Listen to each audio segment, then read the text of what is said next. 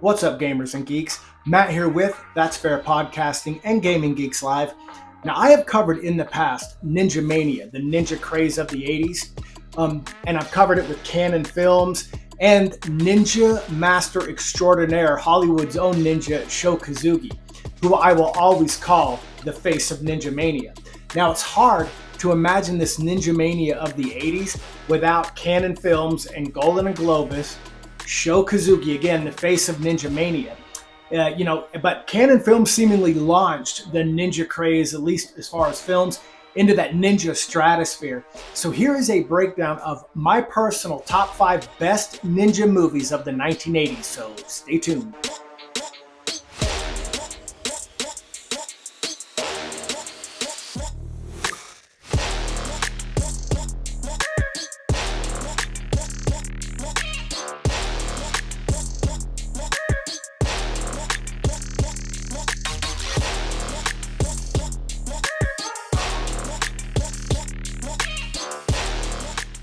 Now, as I have previously stated, to me, Sho Kosugi makes up about 80 to 85% of Ninja Mania, the ninja craze of the 80s, with the movies thrown in and G.I. Joe with Snake Eyes and Storm Shadow. You know, you can throw in as the rest of the percentages, but Sho Kosugi to me will always be the primary face to it. And without him, I don't think that Ninja Mania was at its peak as it was in the 80s. But if you are new here, please feel free to subscribe to That's Fair Podcasting or Gaming Geeks Live. Please like that video, help me in that algorithm. And if you don't do any of those and you just watch this video, another ninja video, thank you so much for sticking with me. I sincerely appreciate it. Now, when you watch ninja movies now, they are riddled with that cheese factor. Yeah, in a lot of ways they're outdated because it's hard. But as a kid, all that shit was real to you. You know, the ninja doing the front flip, the camouflage ninja doing the front flip on the police car in Ninja 3, to, Sho Kosugi taking the moon star. And when you watch Revenge of the Ninja, you see how he got the guy's hand stuck against the post, but it couldn't quite penetrate the post. Didn't matter, because as kids, all that shit in the 80s, man, we took that literally serious. We'd watch those movies and probably go out and act like we were ninjas. I know I did. Me and my cousin Sebastian, man, we were at the heart. Ninja Mania was the heart of everything. It revolved around everything we did. Now, given the ninja movies of the 80s and how bad they are to watch, but they're so bad they're good still, I don't give a shit. I still get giddy when I watch these ninja movies. So I'm going to start at number 5 from worst to first, but all these are still near and dear to my heart. I still have every DVD, and for good damn reason. But at number 5, I've got to go with the only non-canon ninja film on this list, and that's 1980's The Octagon, starring Chuck Norris, Lee Van Cleef, and Tadashi Yamashita. Chuck Norris plays Scott James in this film, and he grew up being trained in the art of ninjutsu by his ninja master. I think John Fujioka, maybe I said that name wrong, but I think he's the same master that was in American Ninja. But anyway, he plays Scott James, and he has a half brother, Sakura. Now, Sakura, played by Tadashi Yamashita, another legendary ninjutsu master in Hollywood. I would say number 2 behind Sho Kosugi. But he runs this terrorist cell organization in this octagon-shaped compound, where he teaches the art of ninjutsu, and he's training these ninjas. And, Scott James, Chuck Norris, basically has to infiltrate it and stop them from killing innocents. Now, throughout this, you have Scott James having these flashbacks. The main plot is basically him having flashbacks and a lot of whispers. Oh my God, ninja, ninja. I know you remember. But anyway, he has flashbacks to training with Sakura. And then, Sakura, you're my brother. I'm sorry, I'm a geek. But, eventually they have to have a final showdown. And Scott James, with the full beard, or at least the mustache. Yeah, it was a mustache. He still had to have the mustache to be that, it's Chuck Norris, right? And anyway, he invades the compound. He has to kill the terrorist organization of ninjas. He even has to avenge the death of a friend of his that he lost too. Sakura, no! And he cuts him, because Tadashi Yamashita was the master of the sickles, or the kamas. and he used them so well. And so, yeah, Scott James and Sakura have the final showdown at the end. And, Chuck Norris doesn't lose because Chuck Norris is not allowed to lose. And, yeah, it's a good movie. It's very hard to watch. It's very cheesy. Again, 1980. But, it was good to see Chuck Norris in a ninja film. He was originally supposed to get the part for American Ninja, but they wanted a clean-cut, shaven guy.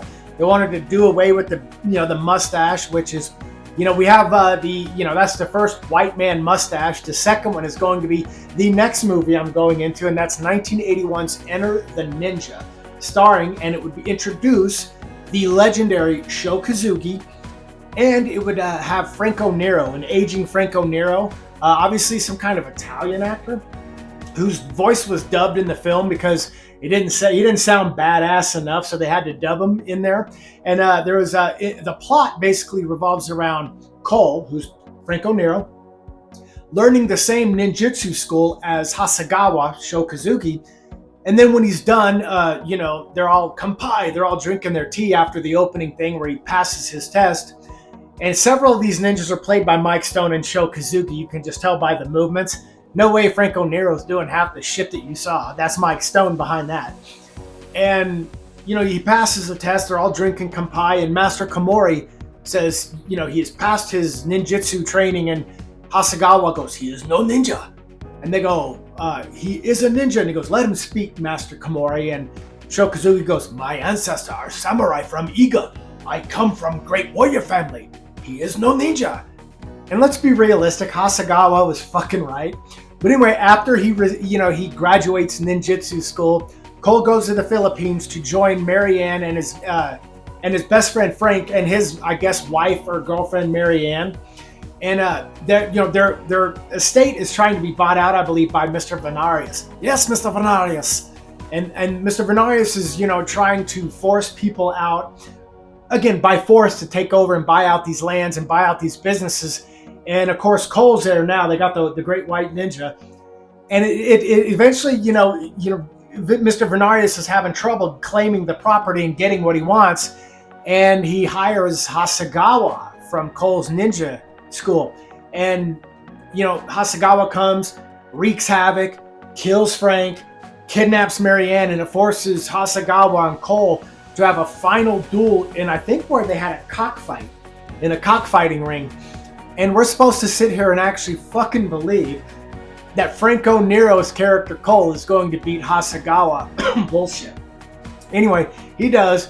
The hero prevails, and that's your second in a row white man with a mustache. And yeah, it's again, it's 1981. It's Canon's first dig at ninja films, and it was Sho Kosugi's first. And Sho Kosugi originally didn't even have a primary part, but he came on the set to help choreograph, and they're like, yeah, we're going to put you in front of the camera. You're just too damn good for your own good. So anyway, yeah, that's what started the Sho Kosugi craze of the ninjas in the 1980s. So thank you, Canon Films, for getting that right, even though Hasegawa would have just buried Cole 11 out of 10 times. But at number 3 on my list, and probably my favorite film of them all, Ninja 3: The Domination. Yes, I said what I said. Starring Sho Kosugi and Lucinda Dickey. And this one is interesting. This one took place, this one is in 1984. It's the third of the trilogy of ninja films starring Sho Kosugi. Kosugi didn't have a lot of airtime in that film, and it would ultimately force him and Canon to go their separate ways. And he would go on to do his own independent ninja films, none of these which are going to be listed in this top 5. Although I do love those movies. 9 Deaths of the Ninja, Pray for Death, Rage of Honor. He even did Black Eagle. Some of these aren't ninja movies. And then he did Blind Fury, where he played the bad guy. He would have kicked the shit out of a blind Rutger Hauer anyway. No offense, Rutger Hauer. Rest in peace. But anyway, Ninja 3: The Domination in 1984. Now this took on more of a Poltergeist meets Flashdance meets The Exorcist. And it was pretty cool. We liked Christy, who was played by the hotless Lucinda Dickey. Let's be honest, us guys in our teens are going, man, we would have loved to have been that werewolf cop. The guy was creepy. His name was Billy in there, and he starts getting a little too creepy, a little too stocky. And I don't know if she finally actually fell for him, if she just finally submitted because she couldn't get Teen Wolf, or now almost middle-aged Wolf off her back. Dude was a hairy bastard, man. He needed some shears. But having said that, they end up, he ends up seeing that Christie's struggling. She's possessed by the spirit of a ninja. Now, this ninja master that she's possessed by was killed by cops. He carries out this assassination mission at the beginning, and then on a golf course, and these cops, they corral him after a long chase, a helicopter scene, and he finally has to use a smoke bomb. He buries himself in the sand only to just keep getting shot. And he is able to escape, but he's mortally wounded. And he finds Christie, who's an electrical worker, on this pole, and sorry, no pun intended, but on a telephone pole. And yeah, so she's doing her job, checking power lines and whatnot. And he possesses her once he gives her his ninjato sword. And Billy, who finally worms his way into her heart by creeping her the hell out, most likely, because you watch that, he creeps me out. But he wormed her way into his heart, but he is in love with her, so he wants to start helping her. He notices that she's dealing with these memory losses and going out and doing these things that, anyway, long story short, she's going out and murdering or assassinating each cop that was involved in killing this ninja master. Well, Sho Kazugi arrives. I think his name is Yamada in this. Don't quote me on that. But he shows up and he goes, this is where we started to find out only a ninja can destroy a ninja, which is, I guess, why the cops couldn't quite kill him until he could possess the spirit of a hottie. And I'm not hairy like that guy, so it's less creepy, I guess. And anyway, so Yamada is, he meets Billy. Billy's like, you're the ninja. And he goes, it doesn't matter. And anyway, Yamada finally gets the body from the morgue, helping Christie after going through this ritualistic exorcism that was really weird. And yeah, it's such a good movie. It's so cheesy, but it's still fun to watch. But anyway, and there's a final showdown where Sho Kazugi has it out with this ninja master. And this ninja master also basically wiped out his ninja clan in Japan. So he's actually out for revenge as well. And he's got the eye patch, and Yamada does. And there's some really good fight scenes in there. It's always good to see Sho Kazugi in an action in martial arts and doing his ninja stuff. But that would be canon film and Sho Kazugi's last hurrah, simply because at first he didn't want, Lucinda Dickey's character Christie was going to be the one to kill the evil ninja master. But it didn't make sense when you have Yamada saying only a ninja can destroy a ninja. So, you have Sho Kazugi. He's not sexist, he's just being honest. It's going to have to be me or it's going to be no one. And they said, okay, it's going to be you that kills this guy, but we're done. And Sho Kazugi goes, fine by me. And anyway, long story short, that's Ninja 3, The Domination. You had Exorcist, Flashdance, and Poltergeist all in one. Really good movie, really good movie. Number 2 on my list is 1985's, American Ninja, which would bring back Tadashi Yamashita. I'm sure it would have been Sho Kazugi had, they did not have their falling out a year prior. The Canon Films did American Ninja. It introduces us to Michael Dudikoff. It wasn't his first ever film. He was in like Happy Days and did some other appearances. But this was his first starring vehicle, American Ninja. And, rest in peace, before I say anything, to Steve James. He plays Jackson. But the three main people are Joe, Jackson, and Patricia. And Joe Armstrong is in the military. He's in the Army. This also takes place in the Philippines. And he's got a memory loss. And he was basically told by the judge, you either enlist in the Army or you go to jail. Because I think he was breaking the law at the time, so he chose the Army. And it puts him on the path to be able to remember his past. And he meets Jackson. And again, I loved Steve James. I loved him in I'm Gonna Get You Sucker. It was great. And again, rest in peace, Steve James. But American Ninja is pretty good to watch even still. Cheesy as hell. But, you have Joe Armstrong, the main guy, he's, gets the woman. He's got to get the girl, Patricia. And it starts off with a hijacking by the Black Star ninjas. And, it's another, almost like a terrorist organization or a faction of their own, where they have this secret ninja facility teaching all these different colored ninjas in these uniforms. It's kind of cool to see the camp. You had red ninjas, yellow, blue. Maybe I'm leaving some out. But anyway, and obviously the Black Star Ninja and Black Ninjas. But it was also who worked on those grounds, you'd find out, is Joe Armstrong's ninja master that he remembered learning from because he had amnesia. Again, the same ninja master that taught James, aka Chuck Norris, in the Octagon. And it leads to a final showdown where he's got to, I believe Patricia is kidnapped by the Black Star Ninja. He's got to go get her. He finds out who he is. He does the whole the 9 hands of the ninja, and ends up rescuing Patricia in a pretty good movie, even to this day. Cheesy 80s, but American Ninja #2 at my list. Now, #1 on my list is probably the greatest ninja movie of all time, and that's 1983's Revenge of the Ninja. I think this was Sho Kosugi at his peak with Canon Films, and probably at his peak, period, in films. It was nice to see him come back in, I think, 2009's Ninja Assassin. Even though he was evil, it was good to see him again. But Revenge of the Ninja, Sho Kosugi plays Cho, and his family gets murdered by a rival ninja clan, so he decides he's going to take his son, Kane, and they're going to go have a new life. I think his name's Kane. And they're going to have a new life in Salt Lake City, Utah, where he has this business partner named Braden, and they open up this art gallery.